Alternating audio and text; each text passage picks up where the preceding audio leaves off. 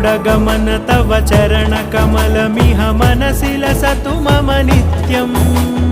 गरुडगमन तव चरणकमलमिह मनसि लसतु मम नित्यम् मनसि लसतु मम नित्यम् मम तापमपाकुरु देव मम पापमपाकुरु देव मम तापमपाकुरु देव मम पापमपाकुरु देव